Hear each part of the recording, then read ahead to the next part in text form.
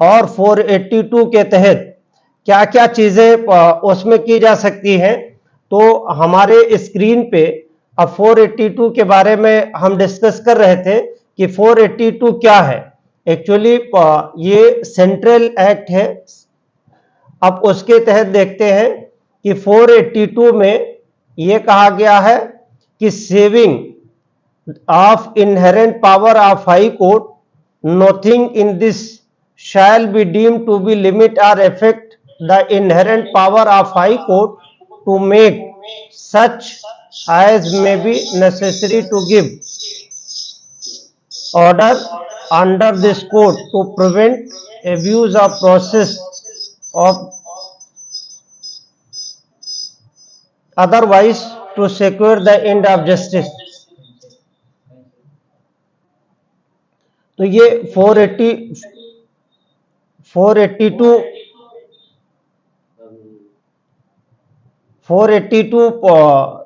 का ये सेक्शन है।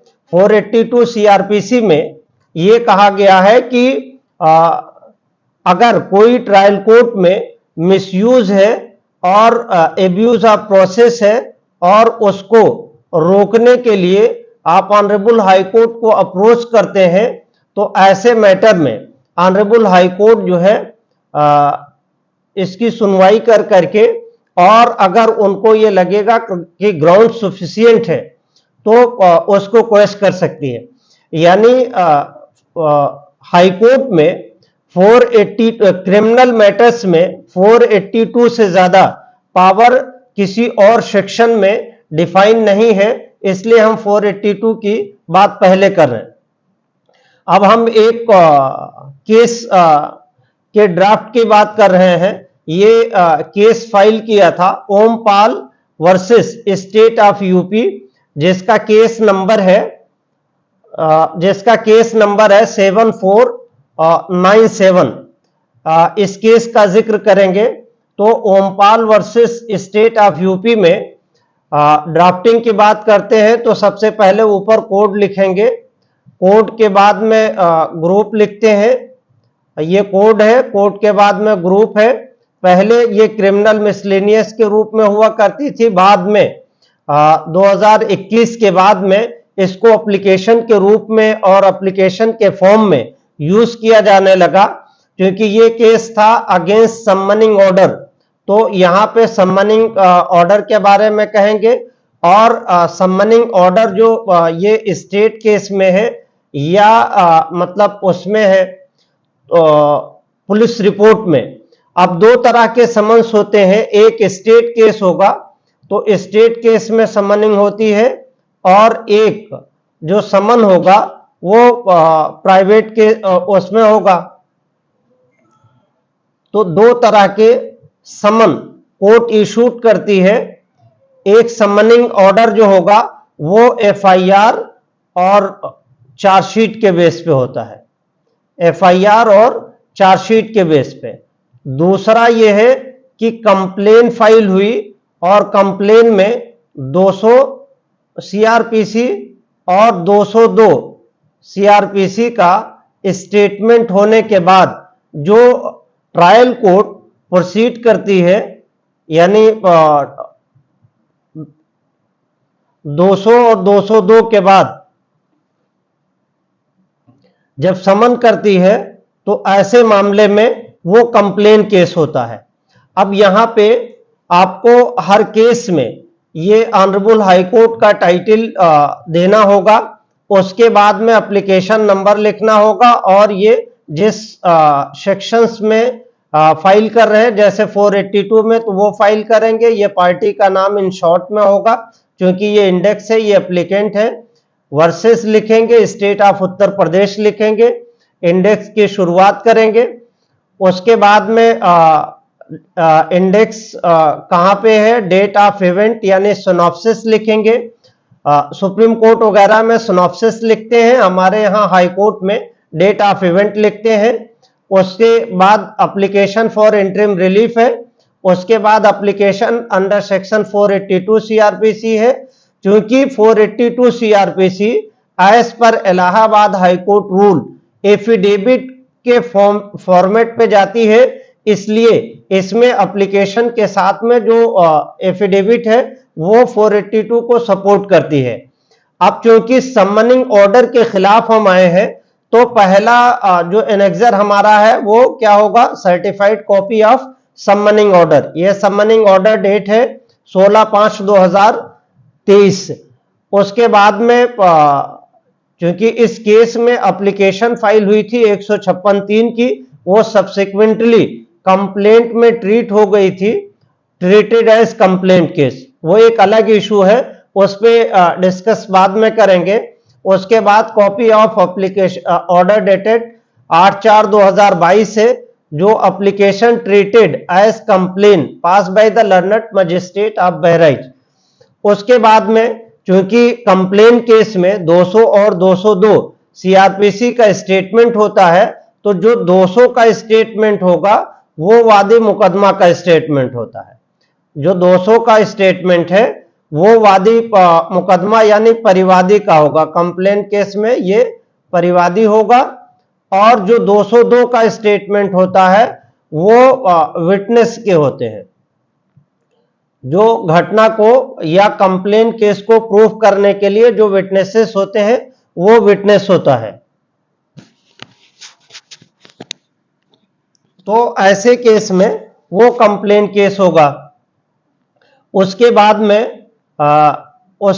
में ये है कि एक दूसरे स्टेटमेंट है। अब स्टेटमेंट जितने भी विटनेस एग्जामिन होंगे वो 202 में होंगे। ये एक बैंक का स्टेटमेंट है जिसके डिफेंस में हमने लगाया था 1/7/2016 से 19/7/2023 तक। उसके बाद आधार कार्ड लगाना होगा, वकालतनामा लगाना होगा। नोटिस अगर आप बाई हैंड देते हैं तो रजिस्ट्री की उस पर मोहर लगती है, क्योंकि मैं ज्यादातर केसेस में जो नोटिस देता हूं वो ईमेल से देता हूं। ईमेल में चूंकि एक पार्टी को एक बार स्कैन कर दीजिए, और अगर कई पार्टी हैं तो एक तो उसमें फोटोकॉपी का पैसा बच जाता है। दूसरी चीज, एक पार्टी को 2 से 3 कॉपी सर्व की जाती है, जो एक हिसाब से वो वेस्टेज हो जाता है। और ईमेल से करने का एक फायदा होता है कि हमेशा ड्राइव के फॉर्म में होता है और ईमेल पे रहता है। जब भी आपको जरूरत पड़े उस नाम से सर्च कर लीजिए तो मिल जाता है। तो मैं ज्यादातर कोशिश ये करता हूं कि इसको ड्राइव के फॉर्म में लोड करूं और ड्राइव पे रखूं। यहां पे नाम हो जाएगा, और अपना डिटेल लिखना हो तो डिटेल पूरा लिख सकते हैं। उसके बाद में ये डेट ऑफ इवेंट है। डेट ऑफ इवेंट इसलिए जरूरी है कि किसी भी केस में मान लीजिए 100 पेज, 200 पेज और 500 पेज की अगर पिटीशन है, सुप्रीम कोर्ट वगैरह में तो 1000 2,000 पेज की पिटीशंस होती हैं।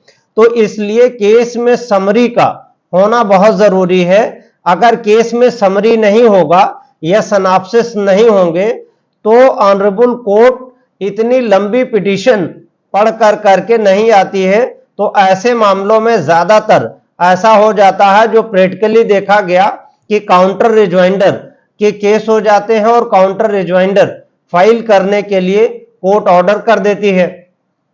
तो इसलिए आपको सिनॉप्सिस इन शॉर्ट में रखना होगा, क्योंकि जब सिनॉप्सिस अच्छा होता है तो ऑनरेबल कोर्ट को समझने में और शॉर्ट पीरियड में समझने में बहुत आसानी होती है। तो ये पूरी डिटेल है। सिनॉप्सिस क्योंकि केस का जिस्ट होता है, तो हमें क्या करना चाहिए, सिनॉप्सिस को बहुत अच्छे तरीके से बनाना चाहिए और सिनॉप्सिस को बहुत अच्छे तरीके से इस्तेमाल करना चाहिए। हमारे केस में क्या है, हमने ये कहा कि पिटिशनर का जो अपॉइंटमेंट है 8/6/1991 का था, और उसके बाद में उन्होंने बैंक जो ज्वाइन किया वो नानपारा में किया था, और उनके ही बैंक में रहते हुए एक केसीसी अकाउंट उन्होंने खोला। उसी केसीसी अकाउंट को लेकर करके जो कंप्लेनेंट है उसने डिस्प्यूट किया, और उसके बाद में इनका ट्रांसफर हो गया नानपारा ब्रांच से बहराइच हेडक्वार्टर पे।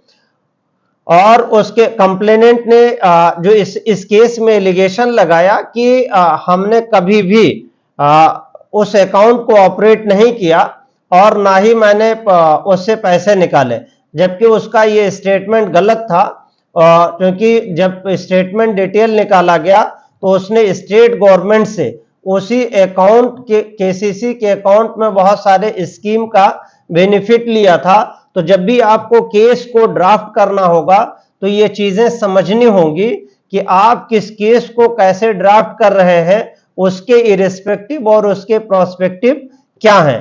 तो ये समझ कर करके ही आप केस ड्राफ्ट करें, अदरवाइज कुछ मुश्किल हो सकती है। अब यह है कि अंडर स्कीम, जो गवर्नमेंट की स्कीम के तहत 1 लाख रुपए गवर्नमेंट ने उसी केसीसी के अकाउंट में, जो परिवादी का अकाउंट था, उसमें डिपॉजिट किया। और उसके बाद में 17/5/19 को कंप्लेनेंट ने भी उसी अकाउंट में 1,72,000 डिपॉजिट किया। तो अब चूंकि उसने ये ट्रायल कोर्ट में शो नहीं किया, इस ग्राउंड को उसने ये शो नहीं किया, मात्र उसने कंप्लेन फाइल कर दिया। और कंप्लेन पे क्योंकि 200 और 200 का बयान होता है, और उस पे ट्रायल कोर्ट के जो मजिस्ट्रेट होते हैं ज्यादातर उन सब चीजों पे ध्यान नहीं देते हैं। तो ऐसे मामले में ये प्रॉब्लम लामोहला आ ही जाती है। और एक ग्राउंड इसमें जिस्ट में ये लिखा कि जब से अकाउंट ओपन हुआ तब से लेकर के लगातार वो उस अकाउंट में सब्सिडी लेते रहे। अब उसके बाद में क्या हुआ, पैराग्राफ 8 जो था उसमें इंसिडेंट का, उन्होंने कहा कि जो इंसिडेंट है वो 8/2/2022 का है। और एफआईआर की जो तहरीर थी उसमें उन्होंने 21/2/2022 को 156(3) की एप्लीकेशन मूव की।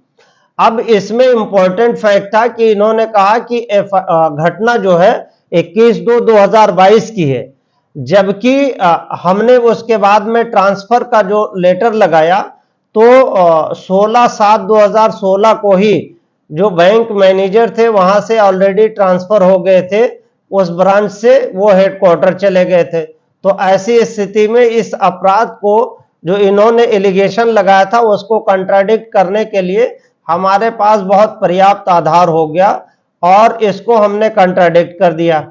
ये 156(3) जो ट्रीट हुई कंप्लेंट के केस में, और 156(3) की जो एप्लीकेशन है वो एफआईआर के पर्पस के लिए होती है, लेकिन सुखवासी versus state of Uttar Pradesh का जजमेंट है जिसके तहत कोर्ट को यह भी परमिटेड है कि अगर वो चाहे तो कंप्लेन में ट्रीट कर खुद ट्रायल करके और उस केस को देखें, एफआईआर दर्ज करें या एफआईआर दर्ज करने का आदेश करें, या खुद जो है वो कंप्लेन को 200-202 के बयान करके, यानी वादी को, परिवादी को और परिवादी के विटनेसेस को एग्जामिन करके केस को ट्रायल पे रख करके वो खुद समन करें और एक्यूज को तलब करें। 202 में स्टेटमेंट ऑफ 202 में जो 200 में स्टेटमेंट ऑफ विटनेस है, यानी परिवादी का स्टेटमेंट होगा इसमें, और 202 में होगा जो वो विटनेस का बयान होगा जो प्रूफ करेंगे, जो स्टेटमेंट इंफॉर्मेंट का है वो उसको प्रूफ करने के लिए। उसके बाद में स्टेटमेंट ऑफ विटनेसेस ये है, वो मैंने एनेक्स कर दिया है, और उसके बाद समनिंग ऑर्डर इशूड किया, ये है उसके। अब इसमें देखना क्या है, क्योंकि 482 की पिटिशन में कई लोगों का ये मानना था कि 482 की पिटिशन में कितने रुपए का स्टैंप लगता है, तो एप्लीकेशन जितनी भी हाई कोर्ट में जाती है, in most of the applications only 5 rupees का टिकट लगेगा, RS 5 रुपीज। यानी जो भी हाई कोर्ट में एप्लीकेशन जाएगी उसमें ज्यादातर में कितने की टिकट होगी, वो 5 रुपए की होगी। और बहुत सारे एप्लीकेशन में 5 के अलावा और किसी का टिकट नहीं, इससे ज्यादा टिकट नहीं लगता है। कोई सिविल का अलग मुकदमा हो तो उसकी अलग नौयत हो सकती है, लेकिन एप्लीकेशन पे जो भी टिकट लगेंगे वो 5 रुपए के लेंगे। तो इसलिए 482 की पिटिशन भी बहुत महंगी नहीं होती है। और मैंने पिछली बार में भी बताया था कि कोई भी एप्लीकेशन हाई कोर्ट में फाइल करनी चाहिए, चाहे 482 की हो, चाहे रिट के स्कोप में हो, या अपील हो, सेकंड अपील में हो, सब में इंटरिम एप्लीकेशन फाइल करना चाहिए। इंटरिम एप्लीकेशन फाइल करने से एक फायदा ये होता है कि मान लीजिए ऑनरेबल कोर्ट फर्स्ट डेट पे पिटीशन को अलाउ नहीं करना चाहती है, तो कम से कम आप इंटरिम एप्लीकेशन यानी एआईआर की एप्लीकेशन में ये रिलीफ मांग सकते हैं कि during pendency of the present application before the honourable high court trial court की प्रोसीडिंग को रोक दिया जाए, या ट्रायल कोर्ट ने बीडब्ल्यू या एनबीडब्ल्यू जारी कर रखा है तो उसके प्रोसेस को रोकने की प्रेयर की जानी चाहिए। यानी इसमें लिखा कि further be pleased to stay the further proceeding of complaint number इतना। तो ऐसे मामलों में जब आप इंटरिम एप्लीकेशन देते हैं तो फर्दर प्रोसीडिंग जो है कोर्ट को अगर लगता है कि प्रमा फेसाई आपके एप्लीकेशन में दम है तो वो कोर्ट उसको रोक देगी। अब देखिए ये 482 की पिटीशन पे ये 5 रुपए का स्टैंप लगा है, यानी जितनी भी एप्लीकेशन है उस पे 5 रुपीज का ही स्टैंप लगेगा। तो टोटल 10 रुपए की पिटीशन पे 482 फाइल हो जाती है। पार्टी नेम लिखना है, यानी ये मेमो ऑफ 482 सीआरपीसी है, इसमें उसका पूरा डिटेल लिखना होगा। और 482 की पिटीशन में ज्यादातर जो है स्टेट को पार्टी बनाते हैं और जो कंप्लेनेंट होगा उसको पार्टी बनाते हैं। कंप्लेनेंट के सिवा और ज्यादा लोग उसमें नहीं होते हैं। अब एक चूंकि मेरा केस ये था कि ब्रांच पे होने का और ब्रांच से ही एलिगेशन था, इसलिए हमने ब्रांच मैनेजर को बनाया और ब्रांच मैनेजर ने जब आकर के कोर्ट में एफिडेविट फाइल की तो उसकी वजह से हमारे केस को बल मिला। अब क्या है, ये 482 सीआरपीसी में जैसे इंटरिम में मांगे थे, इसमें फाइनल प्रेयर मांगेंगे कि मैं graciously be pleased to question the order dated इतना whereby learned magistrate has summoned the applicant in complaint number इतना। तो ये कंप्लेंट केस में चूंकि समन था तो इसलिए हम समनिंग ऑर्डर की क्वेश्चन फाइल किए थे और इसमें किस किस सेक्शन में है ये सेक्शन लिखेंगे और किस कोर्ट में विचाराधीन है वो लिखना होगा। और दूसरी तमाम केसों में ऐसा भी लिखना होता है कि उस केस में फर्दर प्रोसीडिंग हो जाती है, तो एक सिंपल प्रेयर ये भी करना होता है कि further be pleased to question entire criminal complaint. तो क्रिमिनल कंप्लेंट कर देंगे तो जितनी भी प्रोसीडिंग सब्सिक्वेंटली उससे निकल करके आई वो सारी प्रोसीडिंग उससे क्वेश्चन हो जाएगी। उसके बाद में एक प्रेयर करते हैं कि फर्दर बी प्लीज स्टे करने की जो ट्रायल है वो ट्रायल को स्टे करने के लिए ये प्रेयर भी इम्पोर्टेंट है कि फर्दर प्रोसीडिंग अगर स्टे हो जाती है तो बहुत सारी चीज़ों और बहुत सारे डिस्प्यूट जो है कोर्ट में केस पेंडिंग रहते हुए वो चीज़ें रुकी रहती हैं। और उसके बाद में फर्दर प्रोसीडिंग की भी डिमांड किया है कि इन पर कोई अरेस्टिंग ना हो, यानी कोई अरेस्टिंग के लिए भी अगर उसमें ट्रायल कोर्ट ने अरेस्ट वारंट वगैरह कर दिया है, बीडब्ल्यू हो या एनबीडब्ल्यू हो, तो एक प्रेयर किया जाना यह भी बहुत महत्वपूर्ण होता है कि not to arrest the petitioner या to stay the arrest of the applicant. तो ये भी प्रेयर करना इंपॉर्टेंट है। उसके बाद हमने ये भी किया था कि इसमें जांच भी कराया जा सकता है, क्योंकि कंप्लेन केस है और जहां पे सर्च एंड सीजर का मैटर होता है वहां पे सिर्फ मजिस्ट्रेट का कंप्लेंट ट्रीट किया जाना एक हिसाब से सही बात नहीं होती है। ये एफिडेविट है, क्योंकि हाई कोर्ट में अब एक एफिडेविट सेंटर खुल गया है जिसमें एफिडेविट कराना ये वो कमिश्नर है, एफिडेविट वेरिफिकेशन है और ये एफिडेविट पे 10 रुपए का कोर्ट फीस लगेगा। यानी 482 में एक एप्लीकेशन पे इंटरिम पे 5 रुपए का और मेन 482 पे 5 रुपए का 10 वो हो गया, और यहाँ पे जो एफिडेविट होगा उसके फॉर्म में ये लगेगा। अब उसके बाद में एफिडेविट में हम इससे पहले जिक्र किए कि एफिडेविट में पूरा डिटेल आपको लिखना होगा, एज लिखना होगा, पढ़ाई लिखाई क्या है वो लिखना होगा और रिलीजन क्या है वो भी लिखना होगा और वर्तमान में कर क्या रहे ये भी लिखना होगा, आधार कार्ड नंबर लिखना होगा और पूरा परमानेंट एड्रेस जो है थाना और तहसील के साथ, पिन कोड के साथ, ताकि कोई भी कम्युनिकेशन अगर कोर्ट के थ्रू से करना हो तो प्रॉपरली कोर्ट उसे कर सके। उसके बाद पहले पैराग्राफ में ये लिखना होगा कि डेपोनेंट जो है वो अप्लीकेंट है। उसके बाद और इस केस के बारे में उसे पूरी जानकारी है।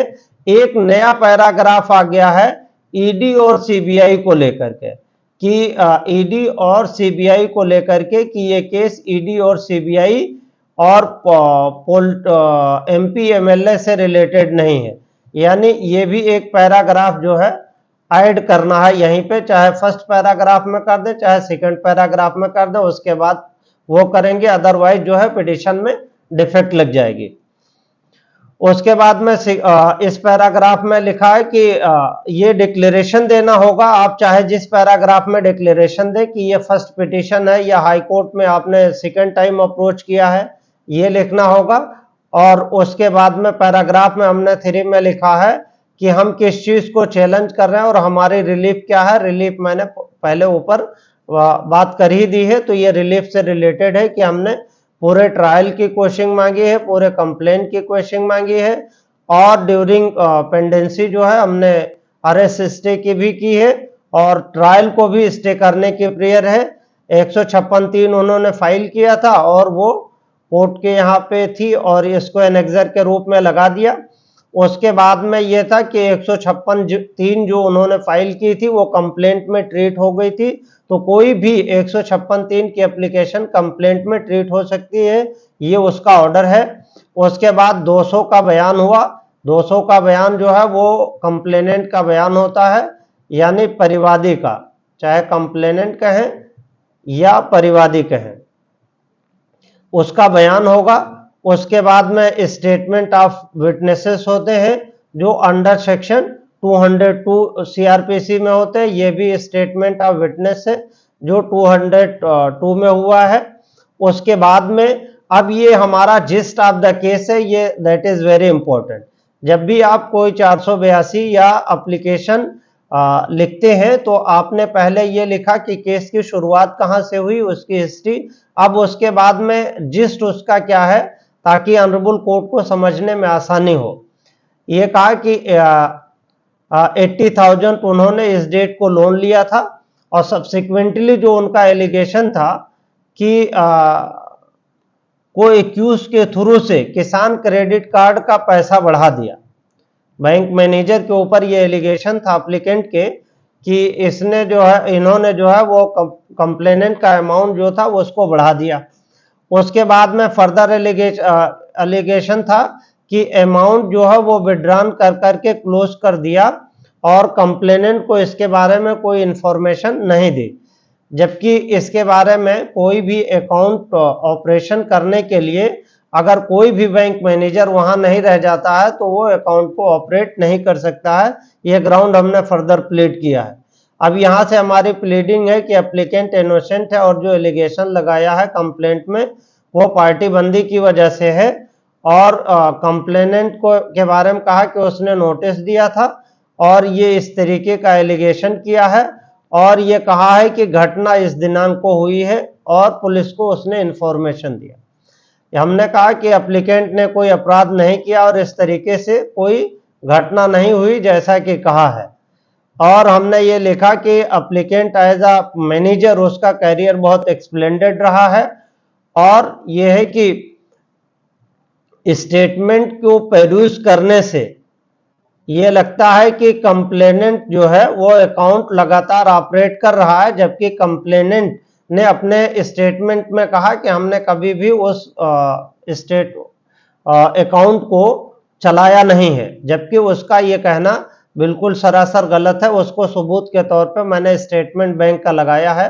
तो इस तरह का एलिगेशन अगर कोई लगाता है तो जब आप स्टेटमेंट लगा देंगे तो कोर्ट उसको पेरूज करेगी और आपके डिफेंस के तौर पे उसको इस्तेमाल कर सकती है।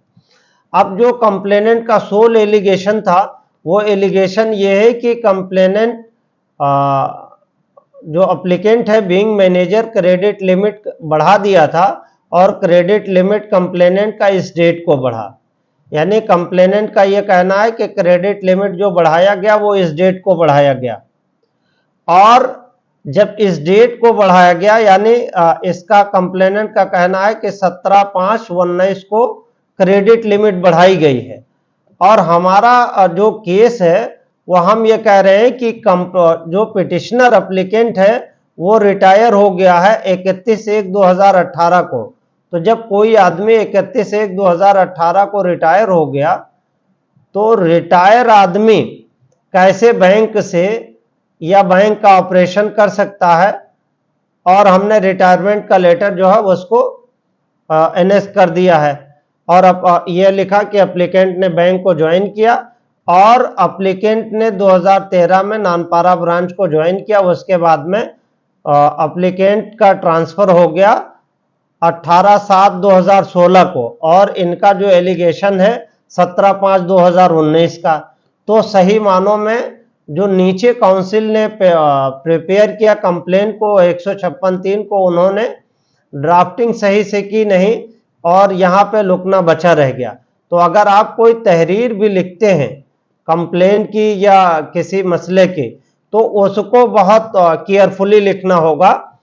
और इस पैराग्राफ 22 पैराग्राफ में हमारा डिफेंस है कि इंसिडेंट को जो कहा गया है कि किसान क्रेडिट कार्ड का जो घटना है 17/5/19 का है, जबकि एप्लीकेंट ने बैंक को ज्वाइन किया 18/7/2016 को एज अ हेडक्वार्टर, यानी उसका ट्रांसफर हो गया था ऑलरेडी, और उसने जो है हेडक्वार्टर 18/7/2016 को ज्वाइन कर लिया था, और 31/1/2018 को रिटायर हो गया। तो अब जो इनका एलिगेशन है 17/5/2019 का कि बीइंग अ मैनेजर उसने धोखाधड़ी की है, जबकि वो ऑलरेडी यहाँ पे रिटायर हो गया है उससे पहले ही। तो ये एलिगेशन एक हिसाब से कोर्ट में कंट्रोवर्ट हो गया, और ये एलिगेशन प्रूफ नहीं हो पाएगा। ऐसे ही ड्राफ्टिंग करते समय इन्होंने तमाम गवर्नमेंट की उसी में स्कीम ली है, और उस स्कीम के तहत बैंक का हमने स्टेटमेंट लगा दिया, और ये गैस के सब्सिडीज ले रहे थे हर महीने, और कंटिन्यू लेते गए, यानी जब तक हमने पिटीशन नहीं फाइल की है तब तक, यानी टिल डेट तक, पिटीशन फाइल करने की डेट तक वो सब्सिडी ले रहे थे। तो उनका ये कहना कि मैं अकाउंट को यूज नहीं कर रहा था, उनका ये कहना बिल्कुल गलत था। इसलिए कोर्ट इस मामले में आगे प्रोसीड कर रही है। अब उसके बाद में स्टेट गवर्नमेंट ने इनको क्रेडिट किया 1,44,336 रुपए। तो जब स्टेट गवर्नमेंट ने इनको माफ किया, तो ये ऑलरेडी अकाउंट कहीं पे रिक्वेस्ट किए, और रिक्वेस्ट करने के बाद में इस तरह की चीजें की, तो इन्होंने जो कंप्लेनेंट है उसने तथ्य को छुपा कर करके और ये कहा, और बैंक से किसी का पैसा ट्रांसफर हो जाए और लगातार उसका अकाउंट 7-8 साल तक चलता रहे, ये बिल्कुल असंभव सी लगता है, क्योंकि अब इंटरनेट का हो गया, बायोमेट्रिक हो गया है, और रिटायर बैंक मैनेजर इनके अकाउंट को ऑपरेट नहीं कर सकता है। इसलिए उनका यह कहना है that is there is no inquiry of bank ने इस मामले में कोई हमारे क्लाइंट के खिलाफ इंक्वायरी भी नहीं किया था। तो that the complainant has not made the party to the bank, और कंप्लेनेंट को ये चाहिए था कि अगर हमारे खिलाफ बीइंग अ मैनेजर कंप्लेन की उसने, तो जब वो पार्टी को, बैंक को पार्टी बनाता, तो बैंक जाकर के उस पर सही बात कहता है इंक्वायरी कर करके। ये तो ऐसे हो गया कि इन्होंने पार्टी मिसजॉइंडर ऑफ पार्टी किया और ब्लैकमेल करने के लिए हमारे खिलाफ कंप्लेन कर दी। तो इंटायर एलिगेशन बेसलेस है, और उसके आधार पे कोई भी ऑफेंस मेड आउट नहीं हो रहा है। As on date 27/5/2023 the total dues 85,592 है। तो जब वो पैसा जमा नहीं कर रहे थे, तो वो पैसा ऑटोमेटिकली या अकाउंट रन नहीं कर रहे थे, तो कैसे पैसा जमा होता रहा और कैसे पैसे लेन देन होते रहे, यानी ट्रांजैक्शन होता रहा। तो इस हिसाब से लास्ट प्रेयर ये है कि क्वेश्चन किया जाए, और ये चीजें हैं। अब उसके बाद में सारा एनेक्सर साथ में लगाया गया। कोशिश ये करना चाहिए कि पहले सम्मनिंग ऑर्डर हो। देखिए सम्मनिंग ऑर्डर ये है, सम्मनिंग ऑर्डर ये है कोर्ट का नाम, परिवाद का नाम, और यहाँ पे ये उसके ये ऑर्डर डेट है, और ये जिस्ट ऑफ द कंप्लेन है। जिस्ट ऑफ द कंप्लेन बिना पढ़े पिटीशन ड्राफ्ट नहीं होनी चाहिए। उसके बाद में चूंकि कोर्ट ने ये कहा कि भारतीय प्रथम दृष्टया मामला प्रतीत होता है और उक्त धारे में तलब किया जाने योग्य है, और कोर्ट ने तलब कर लिया। उसके बाद में ये कंप्लेन है इनका। कंप्लेन केस में कंप्लेन क्या, एक हिसाब से इन्होंने 156(3) फाइल किया था, और 156(3) जो है ट्रीट हो गई है उसमें कंप्लेन केस में। ये कंप्लेन ट्रीट होने का ऑर्डर है कि प्रार्थना पत्र 156(3) दंड प्रक्रिया संहिता परिवाद के रूप में दर्ज हो, वास्ते बयान इस दिनांक को पेश हो। तो जो 156(3) की एप्लीकेशन है वो कंप्लेन में ट्रीट हो सकती है। ये 200 का बयान है। 200 का बयान जो है वो वादी का होता है, और इसी को परिवादी भी कहते हैं, परिवादी भी कहते हैं।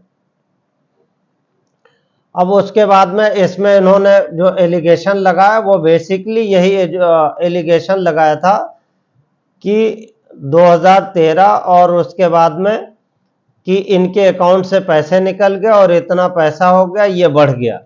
इसके अलावा इनका कोई एलिगेशन और नहीं था।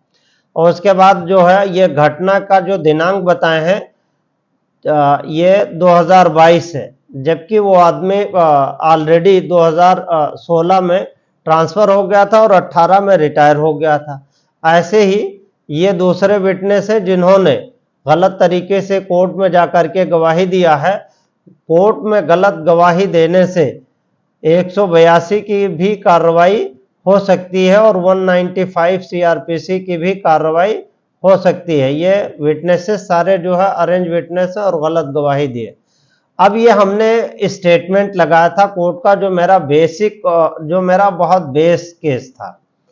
उनका ये कहना था कि हमने अकाउंट को ऑपरेट नहीं किया जब से अकाउंट खोला तब से लेकर के अब तक।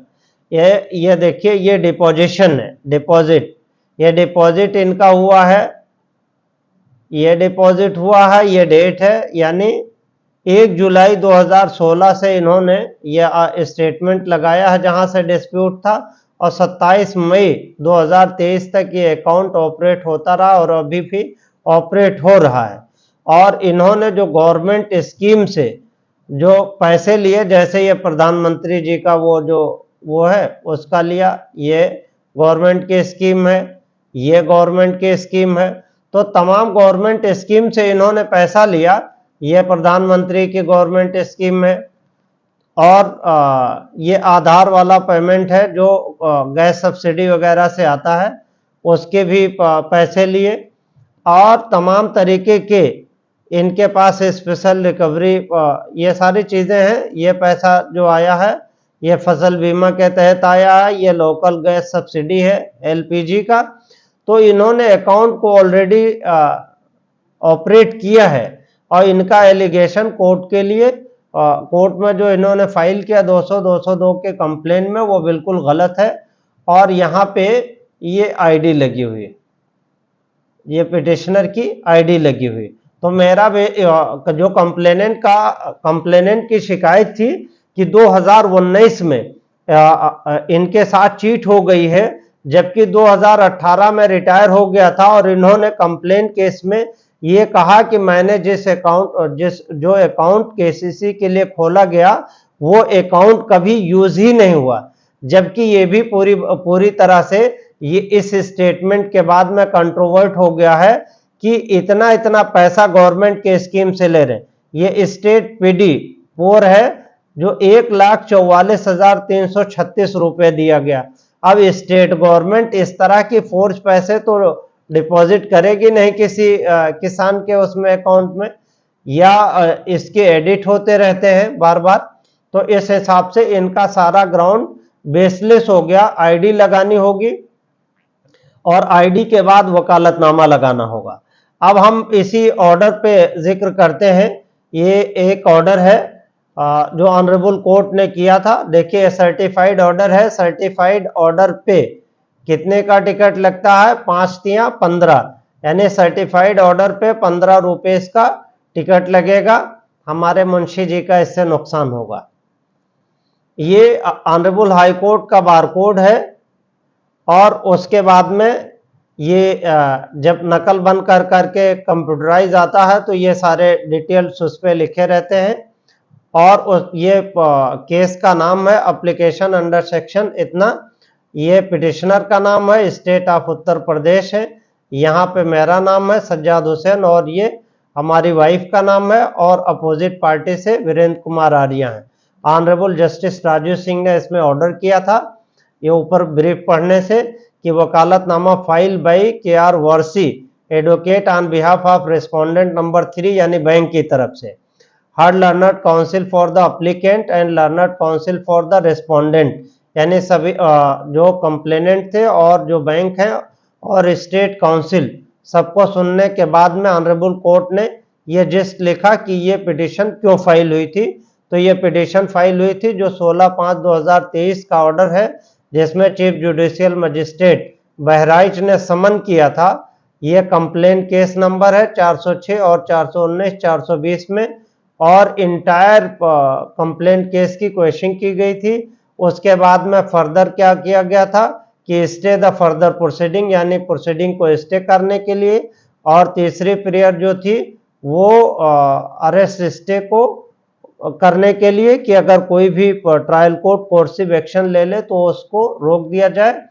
और यहाँ तक कहा गया कि directing the learner chief judicial magistrate Bahraich to summon the record from the opposite party number 3, क्योंकि बैंक को इन्होंने पार्टी ही नहीं बनाया था, तो हमने ये भी प्रेयर किया कि बैंक से वो चीज तलब की जाए।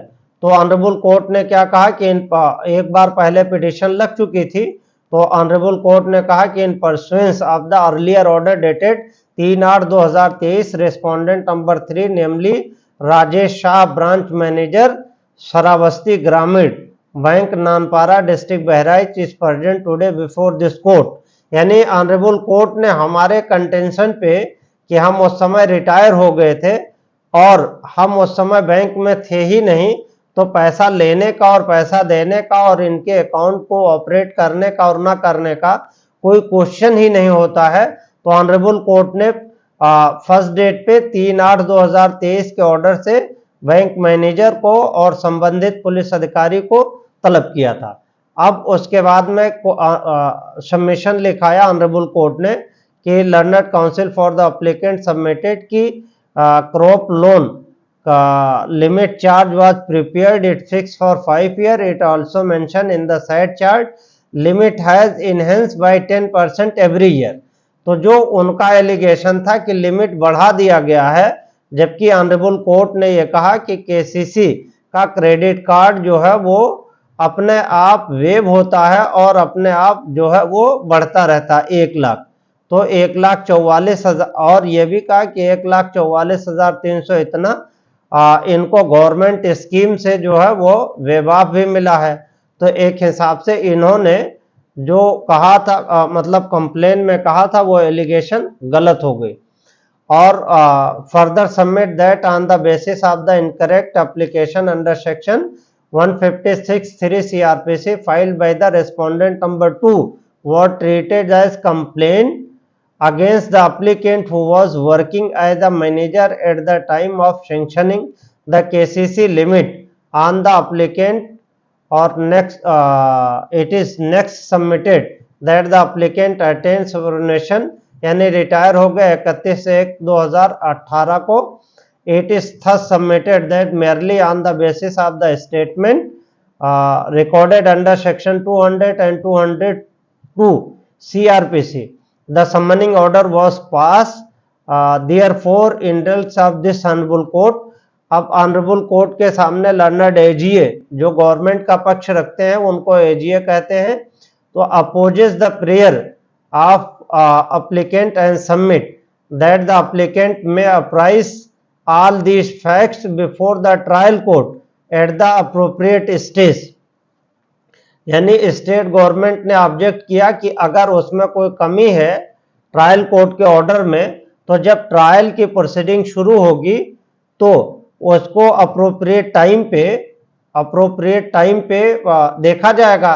लेकिन ऑनरेबल कोर्ट ने कहा कि considering the submission of the learned counsel for the applicant, learned counsel for the respondent number 3, learned AGA, and going through the contents of petition as well as other relevant document, the matter require consideration.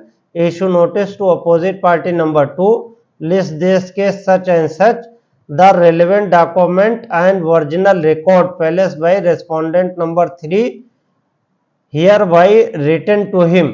यानी bank manager को बुलाया था, जो सारा record लेकर के आए थे, उनको देखने के बाद कोर्ट ने उसे रिटर्न कर दिया था। अब उसके बाद में फर्स्ट जो इंटरिम प्रोटेक्शन दिया ऑनरेबल कोर्ट ने, till the next date of listing the impugned proceeding shall remain stayed, यानी इंटरिम एप्लीकेशन हमारी यहाँ पे अलाउ हो गई। इसलिए मैं बार बार ये कहता हूं कि अगर आप पिटीशन फाइल करें तो इंटरिम एप्लीकेशन जरूर फाइल कर देना चाहिए। अगर इंटरिम एप्लीकेशन फाइल नहीं होती है तो उसमें बहुत सारे प्रॉब्लम्स होते हैं, इसलिए इंटरिम एप्लीकेशन उसके साथ फाइल कर देना चाहिए। जब भी पिटीशन फाइल हो तो पिटीशन के साथ में इंटरिम एप्लीकेशन फाइल करना जरूरी है। मैंने ये दिखा दिया कि सर्टिफाइड ऑर्डर कैसा होता है और निकलने के बाद कैसा है। सर्टिफाइड ऑर्डर पे कितने का टिकट लगता है। सर्टिफाइड ऑर्डर इस तरह का होता है और उस पे ऑनरेबल कोर्ट का पीछे इस तरह का मोहर भी बना हुआ होता है। मैंने ये बताया कि 482 की प्रोसीडिंग किस तरह से ड्राफ्ट होनी चाहिए और 482 में ड्राफ्ट करते समय किन किन चीजों का जानना जरूरी है। उसमें एक चीज तो यह है कि 482 की पिटीशन ड्राफ्ट करते समय आपके रेस्पेक्टिव और प्रॉस्पेक्टिव पे जाना होगा कि जो एलिगेशन है उसको आप कंट्राडिक्ट प्रमा फेसाई कैसे करेंगे। अगर आप कंट्राडिक्ट नहीं कर पाएंगे तो ऑनरेबल कोर्ट आपको इंटरिम इंजंक्शन या और चीजें ग्रांट, आपको रिलीफ ग्रांट नहीं होगी।